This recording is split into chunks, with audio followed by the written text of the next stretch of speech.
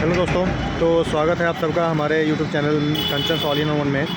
और जैसे पिछले वीडियो में मैंने आपको बताया था कि मैं गया था अहिल्या स्थान और गौतम कुंड, जो कि बहुत ही पौराणिक स्थान है और रामायण के साथ ऐतिहासिक काल की कुछ यादें जुड़ी हुई हैं उसके साथ। जैसे मैंने आपको बताया था गौतम ऋषि के साथ छल करके भगवान इंद्र ने उनकी पत्नी, जो एक बहुत ही सुंदर स्त्री थी, उनके साथ छल किया था और उनके रूप में गौतम ऋषि का रूप धारण करके वहाँ उनके आश्रम पहुँच गए थे, जिसके कारण गौतम ऋषि ने उनको श्रापित किया था माता अहिल्या को कि शिला रूप में हो जाएंगे।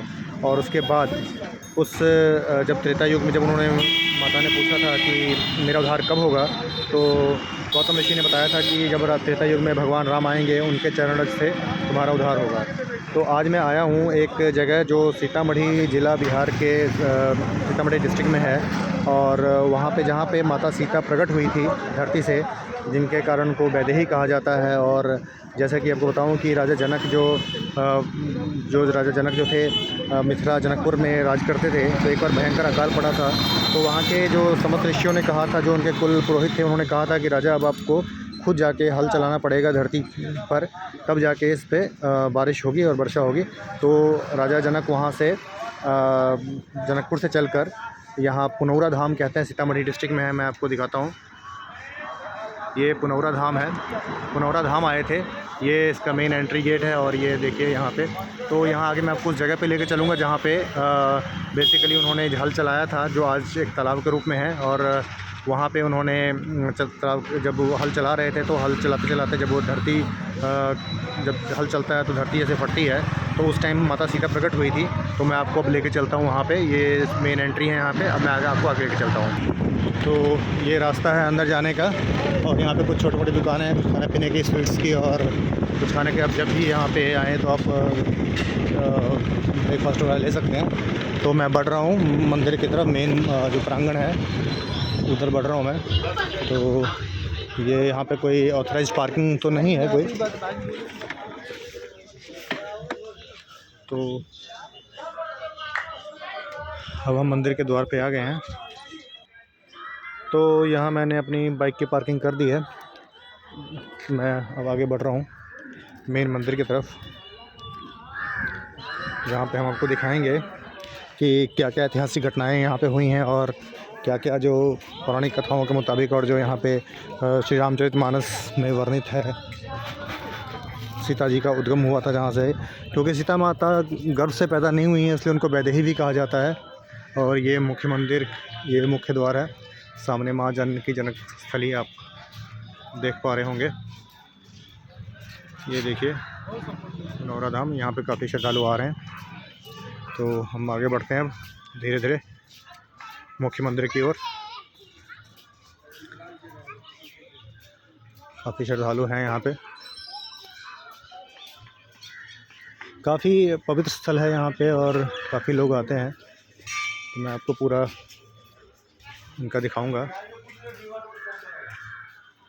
ये है माता जानकी जन्मस्थली पुनौरा धाम।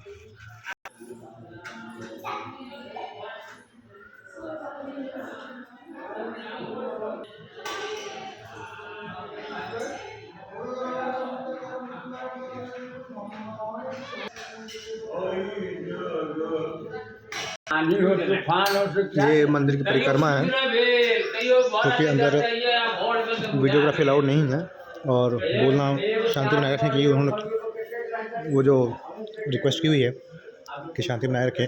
तो मैंने अंदर कुछ बोला नहीं, मैंने सिर्फ आपको फ़ोटो दिखाई। ये मंदिर की परिक्रमा है, तो हमने एक परिक्रमा कर ली माता जानकी मंदिर की, और अब हम नीचे जा रहे हैं। जहाँ पे मैं आपको दिखाऊंगा बेसिकली जहाँ पे अब राजा जनक ने वो हल चलाया था, और जहाँ से माता बेसिकली प्रकट हुई थी, वो जगह मैं आपको दिखाता हूँ। ये जहाँ पे आपको लेकर ये मंदिर बना है, उनके सम्मान में उनके मंदिर बनाया गया है माता के लिए। और जहाँ से माता एक्चुअल में प्रकट हुई थी, वो जगह अब क्योंकि तालाब रूप में है, तो मैं आपको दिखाता हूँ। सीता कुंड और सीता उद्यान के नाम से जाना जाता है उसको। तो हम आ चुके हैं उस जगह पे। ये देखिए, ये सीता कुंड और सीता उद्यान नाम दिया गया है। तो हम बढ़ते हैं। ये है सीता कुंड, ये आप देख सकते हैं, ये है सीता कुंड। ये अभी एक कुंड के रूप में है, विराजित है यहाँ पे, लेकिन इसी जगह पे राजा जनक जी ने हल चलाया था, तो जहाँ से माता सीता प्रकट हुई थी, इसे अभी ये तालाब के रूप में है यहाँ पे। तो ये हमारे ऐतिहासिक धरोहर है जो रामचरितमानस में वर्णित सीता माता जो प्रकट स्थली है उनकी, जो जहाँ पे बताया गया है कि प्रकट हुई थी माता, वो यही स्थली है। ये बिहार के सीतामढ़ी ज़िला में पुनौरा धाम, एक सीतामढ़ी में पुनौरा धाम एक जगह है, उस जगह पे है ये। तो बहुत ही अच्छी जगह है। आप जब कभी आपको समय मिले ज़रूर देश को घूमिए। हमारे देश में देखने के लिए बहुत कुछ है। हमारा जो ऐतिहासिक धरोहर है, जो हमारी सांस्कृतिक विरासत है, बहुत ही विशाल है और बहुत ही अकल्पनीय है, अविश्वसनीय है। हम अपने इतिहास को जानें, अलग अलग जगह पे आप जाइए। भारत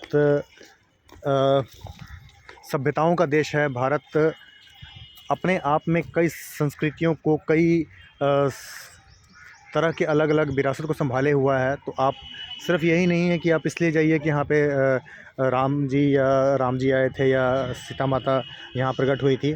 आप इसको देखिए, अपने भारत को जानिए। हमारे भारत एक अद्भुत सांस्कृतिक विरासत है हमारी, एक अद्भुत पहचान है पूरे विश्व में हमारी। एक हमारी जो परंपराएं हैं, जो हमारे जो एक कल्चर रहा है, हमारा जो एक सभ्यता रही है, ऐसा ज़बरदस्त उदाहरण आपको पूरे संसार में कहीं नहीं मिलेगा।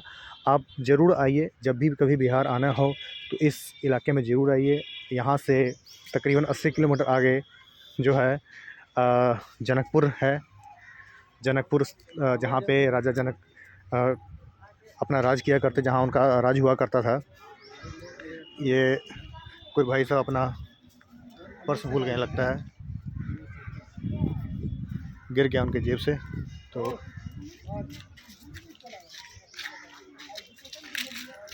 ये एक पीपल का पेड़ है। हमारे भारतीय संस्कृति में पीपल का पेड़ को हमेशा से पूजनीय रहा है हमारे लिए, क्योंकि अब साइंस ने माना है कि पीपल एक अकेला पेड़ ऐसा है जो 24 घंटा आपको ऑक्सीजन प्रदान करता है। तो आज जो हमारे ऋषि मुनि, जो हमारी भारतीय संस्कृति में पीपल के पेड़ को जो एक देवता का स्वरूप दिया गया था, तो एक कृतज्ञ भाव था हमारा उनके प्रति कि आप हमें 24 घंटे ऑक्सीजन देते हैं। ऑक्सीजन जो एक जीवन के लिए कितना ज़रूरी है, कितना आवश्यक है, वो आपने देखा कोरोना काल में। तो सबको पता लगा कि ऑक्सीजन जीवन के लिए कितनी ही आवश्यक चीज़ है। आगे पहले हम किताबों में पढ़ते थे ऑक्सीजन से हम जिंदा रहते हैं, बट इस कोरोना काल में सबको पता लगा ऑक्सीजन कितनी इंपॉर्टेंट चीज़ है हमारी लाइफ में। सो पीपल को हमने जो भगवान माना, तो कुछ लोग हम पे हंसे, कुछ तथाकथित बुद्धिजीवी हम पे हंसे, लेकिन आप ये मानिए कि जो हमारी भारतीय परंपरा रही है, जो भारतीय संस्कृति रही है, उसमें कुछ भी अनसाइंटिफिक नहीं है। वो हर चीज़ एक साइंटिफिक डिस्क्रिप्शन के साथ है। तो ये मैं आपको मंदिर का व्यू भी दिखा रहा हूँ पीछे की तरफ से। तो जैसे मैंने पीपल के बारे में बताया कि पीपल अपने आप में एक अद्भुत पौधा है जो 24 घंटा आपको ऑक्सीजन देता है। तो मैं आपको अपने विरासत से जोड़ने की कोशिश कर रहा हूँ। बेसिकली मैं आपको चाहता हूँ कि आप भारत भ्रमण कीजिए। जैसा मैंने आपको बताया कि भारत एक संस्कृतियों का देश रहा है, एक ऐसा अद्भुत देश पूरे विश्व में आपको कहीं नहीं मिलेगा। इसीलिए शायद हम इस देश को माँ कह के बुलाते हैं, जिसने अपनी आंचल में विविध संप्रदाय, विविध सभ्यताओं को समेटा हुआ है। तो आप ज़रूर आएँ, ज़रूर इस स्थानों के दर्शन करें। यहाँ पे भगवान शिव विराजित हैं अपने नंदी महाराज के साथ। तो ये देख सकते हैं वह शिवलिंग, शिव जो पूरे ब्रह्मांड के देवता हैं। तो दर्शन करें अभी। और जो भी स्थान राम के नाम से जाना जाए और वहाँ पे बजरंगबली ना हो, ऐसा तो हो ही नहीं सकता। तो आप यहाँ देख सकते महावीर बजरंगबली का दर्शन कीजिए। जय महावीर बजरंगी। क्योंकि भगवान कहते हैं हनुमान जी के बारे में कि तुम हम प्रिय भरत ही सम भाई, कि तुम मुझे भरत की तरह ही प्यारे हो। इतना उनका लगाव है अपने भक्त हनुमान के साथ। तो एक बार बोलिए श्यावर रामचंद्र महाराज की जय, पवन सुत हनुमान की जय। यहाँ आप देख सकते हैं एक न्यूज़ नेशन के पत्रकार आए हुए हैं, जो पंडित जी के जो महंत हैं मंदिर के, उनसे कुछ वार्तालाप कर रहे हैं। और मैं आपको बताऊं कि जो महंत जी बता रहे हैं कि जो शालिग्राम की जो विशाल मूर्ति बनने के लिए जो अयोध्या में गई हैं वो यहाँ स्थान से होके गया है। तो पत्रकार महोदय पूछ रहे थे कि माता सीता के मंदिर के लिए आप लोग क्यों मांग नहीं करते, तो महान जी हैं वो कह रहे हैं कि पहले राम मंदिर बन जाए एक बार, उसके बाद हम यहाँ के लिए भी करेंगे। और मैं एक बात और बता दूं कि ये कोई बहुत बड़ी बात नहीं है। एक बार अगर जैसे राम मंदिर के लिए भक्तों पूरे देश से इतना पैसा इकट्ठा हुआ है, जो पहली बार इतिहास में होगा किसी मंदिर के लिए कि सरकार की पैसा कोई नहीं गया है, सिर्फ लोगों के दिए हुए दान से ही ये मंदिर बनाया जा रहा है। तो यहाँ पर भी अगर एक बार आवाज़ दी जाएगी तो पूरे देश से इतना धन इकट्ठा हो जाएगा कि मंदिर बनना कोई बहुत बड़ा काम नहीं रह जाएगा यहाँ के लिए। लोग जय घोष जय श्री राम नहीं करते, जय सिया राम करते हैं। सिया राम मैं सब जगह जानी करूँ। आप लोग भी थोड़ी तैयारी कर रहे होंगे कि भाई जब वो आप तो देखा आप लोगों ने, न्यूज़ नेशन के पत्रकार थे यहाँ पे और उन्होंने अपनी बात की महान जी से, और मैं अपनी यात्रा को आगे बढ़ाऊँगा अब यहाँ से। तो मैं आगे चलूँगा जानकी स्थान, जहाँ पे जानकी मंदिर है, और यहाँ से हम विदा लेते हैं। तो एक बार फिर से बोलेंगे सियापति राम जी की जय और सियावर राम महाराज की जय। एक अलग ही भाव आता है यहाँ पे जब हम आते हैं। मैं बहुत जब भी यहाँ आता हूँ तो मैं एक अलग ही भावना जागती है। मिट्टी और ये और संस्कृत में जो संस्कृति है हमारी, इन रिच कल्चर है हमारा, उसको देख के बड़ा मन प्रसन्न होता है।